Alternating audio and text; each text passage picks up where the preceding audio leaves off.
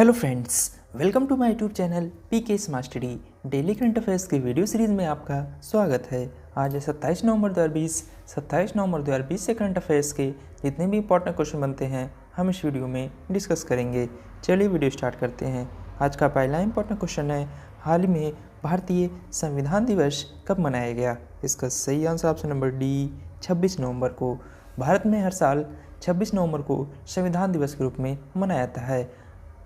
26 नवंबर को ही 1949 में संविधान को अपनाया गया था, जो 26 जनवरी 1950 को लागू हुआ था, जिसमें भारत के इतिहास में एक नए युग की शुरुआत की हुई थी। 19 नवंबर 2015 को डॉक्टर भीमराव अम्बेडकर की 125वीं जयंती के साल भर मनाने के दौरान भारत सरकार ने 26 नवंबर को संविधान दिवस के रूप में घोषित किया था। पहले इस दिन को कानून दिवस के रूप में मनाया जाता था। 26 नवंबर को संविधान के महत्व और अंबेडकर के विचारों को प्रसार करने के लिए चुना गया था। चलिए अब आपको आज नवंबर माह के सारे इंपॉर्टेंट डे आपको रिवीजन कराते हैं। 1 नवंबर को वर्ल्ड शाकाहारी दिवस, 5 नवंबर को वर्ल्ड सुनामी जागरूकता दिवस। बात करें 7 नवंबर की तो राष्ट्रीय कैंसर जागरूकता दिवस। बात करें 8 नवंबर की तो वर्ल्ड अर्बनाइजेशन डे और वर्ल्ड रेडियोलॉजी डे। 10 नवंबर को वर्ल्ड साइंस डे। 11 नवंबर को राष्ट्रीय शिक्षा दिवस। 12 नवंबर को वर्ल्ड निमोनिया डे। 13 नवंबर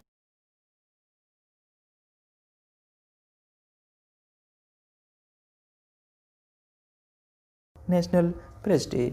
17 नवंबर को नेशनल एपिलेप्सी डे। 18 नवंबर को नेशनल नेचुरल मेडिसिन डे। 19 नवंबर को वर्ल्ड टॉयलेट डे। 19 नवंबर को वर्ल्ड दर्शन डे। 20 नवंबर को वर्ल्ड चिल्ड्रंस डे। 21 नवंबर को वर्ल्ड फिशरीज डे। बात करें 16 से 22 नवंबर को नेशनल फार्मेसी वीक मनाया गया। बात करें 26 नवंबर को इंडियन कॉन्स्टिट्यूशन डे यानी कि भारतीय संविधान दिवस। अगले क्वेश्चन पे जाने से पहले अगर ये वीडियो आपको पसंद आ रही हो तो लाइक और शेयर जरूर कर दें। साथ ही में हमारे Telegram channel PK smart study को भी ज्वाइन कर लें, वहाँ आपको सारे PDF एक साथ मिल जाएंगे। क्वेश्चन नंबर 2, हाल ही में ट्रांसजेंडर लोगों के लिए राष्ट्रीय पोर्टल किसने लॉन्च किया? इसका सही answer option number D, Thawarchand Gehlot ji. केंद्रीय सामाजिक न्याय और अधिकारिता मंत्री थावरचंद गहलोत ने ट्रांसजेंडर लोगों के लिए राष्ट्रीय पोर्टल लॉन्च किया और गुजरात के वडोदरा में एक Garima Greh a shelter home for transgender persons का उद्घाटन किया। बात करें ट्रांसजेंडर लोगों के लिए राष्ट्रीय पोर्टल के बारे में तो इसमें ट्रांसजेंडर व्यक्तियों के नियम 2020 की 29 सितंबर 2020 की अधिसूचना के 2 महीने के भीतर ट्रांसजेंडर व्यक्तियों के लिए राष्ट्रीय पोर्टल विकसित किया गया। यह अत्यधिक उपयोगी पोर्टल देश में कहीं से भी एक ट्रांसजेंडर व्यक्ति को प्रमाण पत्र और पहचान पत्र के लिए डिजिटल रूप से आवेदन करने में मदद करेगा। इसका सबसे महत्वपूर्ण लाभ यह है कि ट्रांसजेंडर व्यक्ति को किसी भी भौतिक इंटरफेस के बिना और किसी भी कार्यालय जाए बिना आई कार्ड प्राप्त करने में मदद करेगा। चलिए चलते हैं क्वेश्चन नंबर 3 की तरफ। किस भारतीय खिलाड़ी को ICC player of the decade award के लिए नामित किया गया है? इसका सही आंसर ऑप्शन नंबर ए, विराट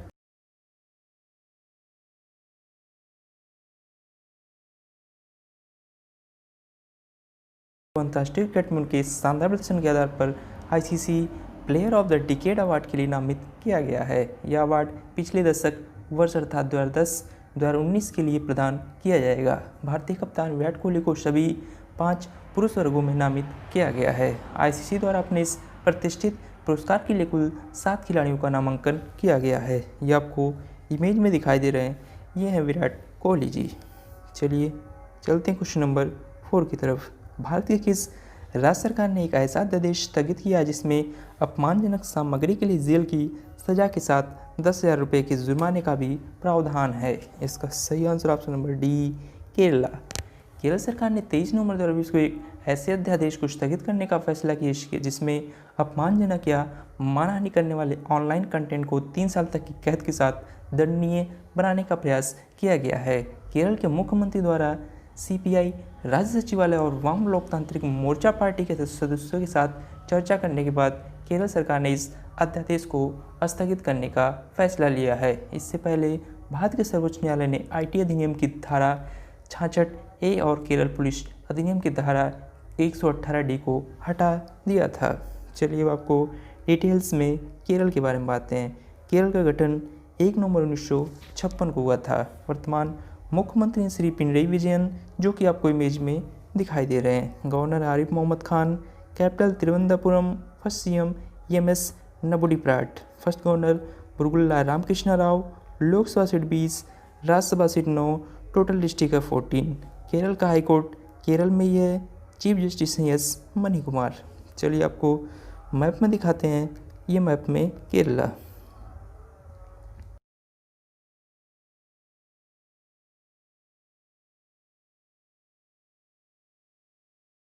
आंसर है ऑप्शन नंबर बी, विदेश मंत्री एस जयशंकर। भारतीय विदेश मंत्री एस जयशंकर ने अफगानिस्तान 2020 सम्मेलन में भारत का प्रतिनिधित्व किया और इस सम्मेलन में बोलते हुए उन्होंने अफगानिस्तान में हिंसा को रोकने के लिए तत्काल और व्यापक संघर्ष विराम का आह्वान किया है। उन्होंने इस बात पर विशेष बल दिया कि अफगानिस्तान के लिए अपनाई जाने वाली शांति प्रक्रिया अफगान के नेतृत्व वाली, अफगान के स्वामित्व वाली और अफगान नियंत्रित होनी चाहिए। अफगानिस्तान सम्मेलन 2020 का आयोजन जिनेवा में 23 नवंबर से 24 नवंबर 2020 तक किया गया। चलिए अब आपको अफगानिस्तान के बारे में डिटेल्स में बताते हैं। अफगानिस्तान का कैपिटल है काबुल। प्रेसिडेंट है अशरफ गनी, जो कि आपको इमेज में दिखाई दे रहे हैं। करेंसी अफगानी। नेशनल 19 अगस्त। बिगेस्ट लेक है कजाकी डैम। नेशनल गेम है बुश खासी। Animal snow leopard. Bird golden eagle. Flower है टूलिप्स। पार्लियामेंट नेम है हुरा। चलिए आपको मैप में दिखाते हैं, ये मैप में अफगानिस्तान। चलते हैं क्वेश्चन नंबर 6 की तरफ। भारत सरकार ने 24 नवंबर 2020 को कितने मोबाइल ऐप ब्लॉक कर दिए हैं? इसका सही आंसर ऑप्शन नंबर सी, 43। देश की अखंडता और सुरक्षा को ध्यान में रखते हुए केंद्रीय इलेक्ट्रॉनिक्स और सूचना प्रौद्योगिकी मंत्रालय ने 24 नवंबर 2020 को सूचना प्रौद्योगिकी अधिनियम की धारा 69A के तहत एक आदेश जारी किया, जिसमें AliExpress, Alipay, CamCard, WeDate, Snack Video, CamCard और ताओबाओ लाइव सहित 43 मोबाइल ऐप्स को भारत की सुरक्षा के लिए खतरे का हवाला देते हुए ब्लॉक कर दिया गया है। केंद्र सरकार ने इन सभी 43 मोबाइल ऐप्स को देश की सुरक्षा और संप्रभुता के लिए एक संभावित खतरा बताया है। बात करें इससे पूर्व, भारत सरकार ने 29 जुलाई 2020 को भारत में लोकप्रिय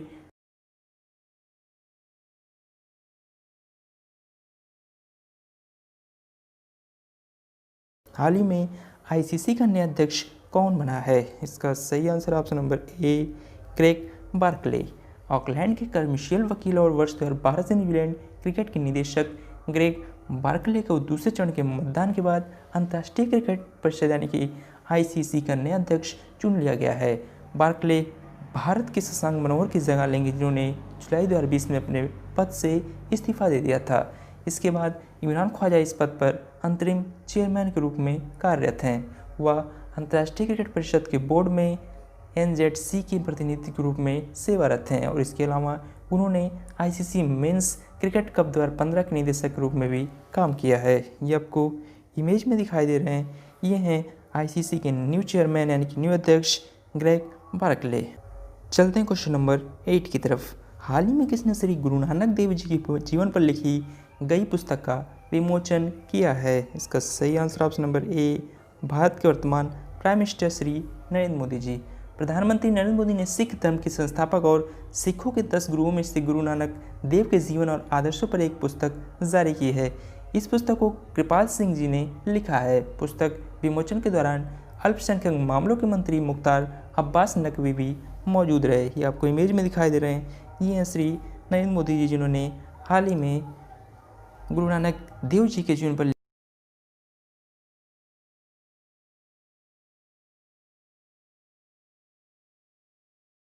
लॉन्च की है। इसका सही answer option number C, IPPB. Indian post payment bank यानी कि आईपीपीबी ने अपने ग्राहकों के लिए कम लागत वाली बीमा योजना प्रधानमंत्री जीवन ज्योति बीमा योजना यानी कि पीएमजेजेबीवाई की शुरुआत की है, ताकि अलग थलग पड़े और असुरक्षित आबादी के बड़े वर्गों को वित्तीय मुख्यधारा से जोड़ा जा सके। आईपीपीबी ने इस बीमा योजना के लिए PNB MetLife India insurance company के साथ साझेदारी की है। बात करें पीएमजेजेबीवाई की विशेषताओं के बारे में, तो यह योजना गरीब और वंचितों को सुरक्षा प्रदान करने के लिए विशेष रूप से भारत के असंबद्ध और दूर दराज के क्षेत्रों में परिवार के सदस्य के नुकसान की अप्रत्याशित और दुर्भाग्यपूर्ण घटना में जो मुख्य रूप से अलग थलग पड़े हैं। जिस किसी का भी आईपीपी में बचत खाता होगा, न्यूनतम आयु 18 वर्ष होगा और अधिकतम आयु 50 वर्ष होगा। पीएमजेजेबीवाई योजना के तहत रखे गए कई खातों बीमा के कई प्रमाण पत्रों के बावजूद प्रति व्यक्ति 2 लाख रुपए का अधिकतम कवरेज प्राप्त कर सकता है। बात करें आईपीबी के प्रबंध निदेशक और सीईओ हैं जे वेंकटरमू। इंडिया पोस्ट पेमेंट बैंक का मुख्यालय न्यू दिल्ली में है। इसकी बात करें आईपीबी की उद्घाटन 2018 में नरेंद्र मोदी द्वारा किया गया था। चलिए चलते हैं क्वेश्चन नंबर 10 की तरफ। निम्नलिखित में से किस खिलाड़ी को ओडीआई के डिकेड अवार्ड प्लेयर के तौर पर नामांकित नहीं किया गया है? इसका सही answer option number B Steve Smith को। भारत के MS धोनी, विराट कोहली और रोहित शर्मा, श्रीलंका के लसित मलिंगा और कुमार संगकारा, ऑस्ट्रेलिया के मिचेल स्टार्क और दक्षिण अफ्रीका के एबी डिविलियर्स को ICC one day player of the decade award के लिए नामित किया गया है। इस अवार्ड के लिए स्टीव स्मिथ का नाम शामिल नहीं है। स्टीव स्मिथ ऑस्ट्रेलिया क्रिकेट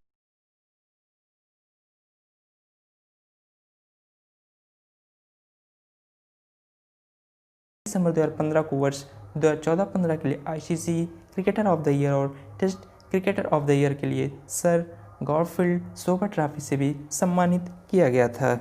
चलिए आपको ले चलते हैं क्वेश्चन नंबर 11 की तरफ। आर्यन चिब्बर जिनका हाल ही में निधन हो गया, वो किस क्षेत्र से जुड़े हुए थे? इसका सही आंसर ऑप्शन नंबर ए डिफेंस। 1962, 65 और 1971 के युद्धों में भाग लेने वाले सेवानिवृत्त मेजर जनरल आर्यन चिब्बर का हाल ही में निधन हो गया। 86 वर्षीय वयोवृद्ध अधिकारी ने 1972 से 75 तक अफगानिस्तान में मिलिट्री हताशे के रूप में काम किया था। उन्होंने 8 जाट रेजिमेंट की कमान भी संभाली थी। उनकी विशिष्ट सेवा के लिए उन्हें विशिष्ट सेवा पदक VSM से भी सम्मानित किया गया है। ये आपको इमेज में दिखाई दे रहे हैं, ये थे मेजर जनरल आर्यन चिब्बर जी। चलिए चलते हैं क्वेश्चन नंबर 12 की तरफ। आरबीआई के आंतरिक कार्य समूह ने निजी क्षेत्र के बैंकों में प्रमोटरों की हिस्सेदारी को कितने प्रतिशत तक बढ़ाने का प्रस्ताव किया है? इसका सही आंसर ऑप्शन नंबर बी 26%। भारतीय रिजर्व बैंक ने एक आंतरिक कार्य समूह ने निजी क्षेत्र के बैंक में प्रमोटरों की हिस्सेदारी को 15% वर्षों में 26% तक बढ़ाने की सिफारिश की है। वर्तमान में हिस्सेदारी का प्रतिशत बैंक की इक्विटी शेयर पूंजी का 15% है। समूह ने बैंकिंग विनियमन अधिनियम 1950 में आवश्यक संशोधन के बाद बैंकों के प्रमोटर के रूप में बड़े कॉरपोरेट या औद्योगिक घरानों को अनुमति देने का सुझाव दिया है। चलिए आपको डिटेल्स में आरबीआई के बारे में बात करें। आरबीआई का हेडक्वार्टर मुंबई, इसकी स्थापना 1 अप्रैल 1935 को हुई थी। प्रेसिडेंट गवर्नर शक्तिकांत दास, जो कि आपको इमेज में दिखाई दे रहे हैं, ये 25वें नंबर के गवर्नर हैं। बात करें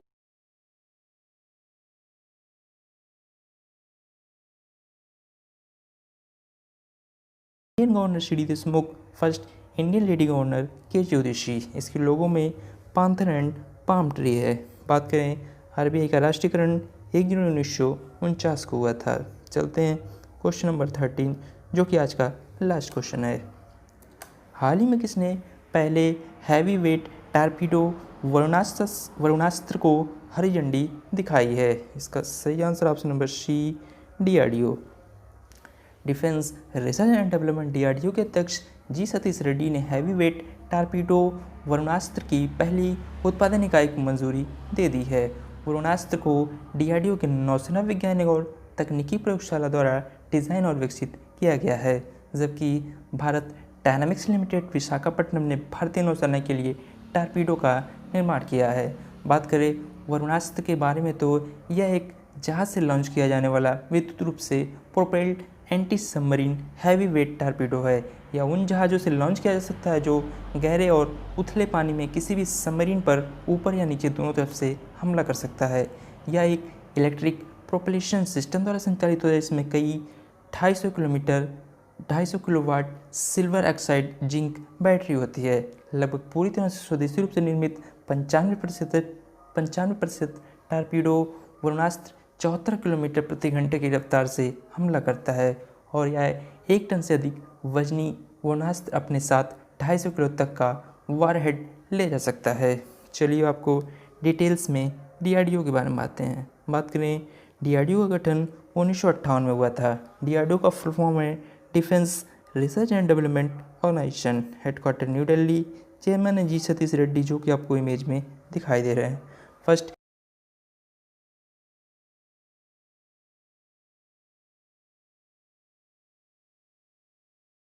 इंग्लिश वाले बच्चे स्टूडेंट्स ओरिजिन इन साइंस। चलिए चलते हैं पिछले दिन के वन लाइनर करंट अफेयर्स की तरफ। राष्ट्रीय फार्मेसी सप्ताह 2020 16 से 22 नवंबर तक मनाया गया। बात करें DRDO के इसरो के अध्यक्ष के शिवान जी को हाल ही में doctor of science honorary doctorate की उपाधि दी गई है। अमेरिका के निर्वाचित राष्ट्रपति जो बाइडेन ने क्लाइमेट चेंज की जिम्मेदारी के लिए हाल ही में जॉन कैरी को नियुक्त किया। बात करें USA ने मुक्त आकाश निगरानी संधि से औपचारिक रूप से खुद को हटा लिया। भारत के प्रतिस्पर्धा आयोग ने रिलायंस रिटेल कंपनी द्वारा फ्यूचर ग्रुप के अधिग्रहण को मंजूरी दे दी है। बात करें दिल्ली क्राइम, जो कि एक OTT प्लेटफॉर्म नेटफ्लिक्स शो ने 48वें अंतर्राष्ट्रीय एमी अवार्ड्स 2020 में बेस्ट ड्रामा सीरीज का पुरस्कार जीता है। बात करें आशीष राय, जो कि एक दिग्गज TV अभिनेता थे, उनका हाल ही में निधन हो गया।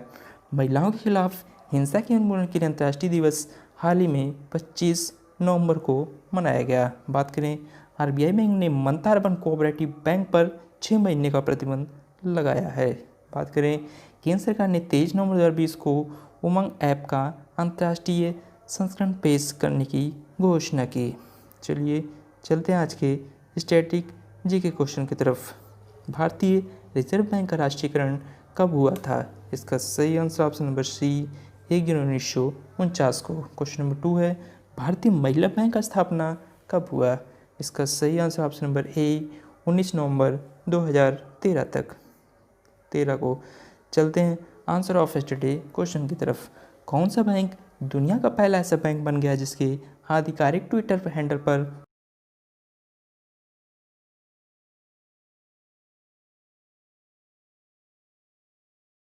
या? क्वेश्चन नंबर 2 है हाल ही में किस जिले में भारत का पहला मॉस गार्डन स्थापित किया गया है? इसका सही आंसर था ऑप्शन नंबर A उत्तराखंड का नैनीताल जिला।